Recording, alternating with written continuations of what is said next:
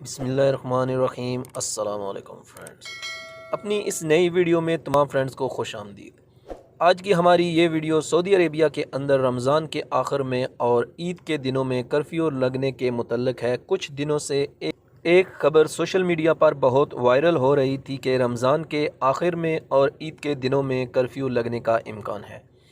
ایک پروگرام میں سعودی وزارت صحت کے ترجمان ڈاکٹر محمد عبدالعالی سے سوال کیا گیا، جس کا جواب انہوں نے کچھ یوں دیا۔ المرصد اخبار وزارت صحت کے ترجمان ڈاکٹر محمد عبدالعالی نے جمعرات کے روز شام کو اس بات کی تصدیق کی ہے کہ رمضان یا عید کے دوران کرفیو لگانے کی کوئی درخواست پیش نہیں کی گئی ہے۔ یہ الخبریہ چینل پر نشر ہونے والے الشریط پروگرام کے پیش کنندہ کے سوال کے جواب میں سامنے آیا، جس میں انہوں نے کہا، سعودیوں میں سب سے نمایاں سوال کیا کرفیو کا اعلان کیا جائے گا عید کے دنوں میں؟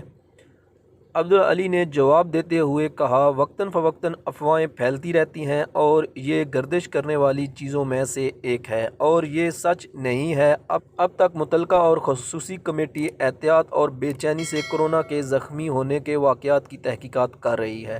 ترجمان صحت نے مزید کہا، کرفیو کی درخواست کا کوئی ارادہ نہیں ہے، نہ رمضان میں اور نہ ہی عید کے دوران، یہ نوٹ کرتے ہوئے کہ اس کی وجوہات اس دن اور ان معاملات کی وجہ سے ہیں جو ہم کورونا کیسز کے مرحلے میں ہیں۔ عبدالعالی نے زور دے کر یہ بات ختم کی کہ احتیاطی تدابیر کو بروئے کار لانا، محفوظ فاصلے کو برقرار رکھنا اور مجاز نمبروں پر عمل پیرا ہونا، خاص طور پر عید کے موقع پر ان اقدامات کی پابندی کرتا ہے، جیسے کرفیو لگانا۔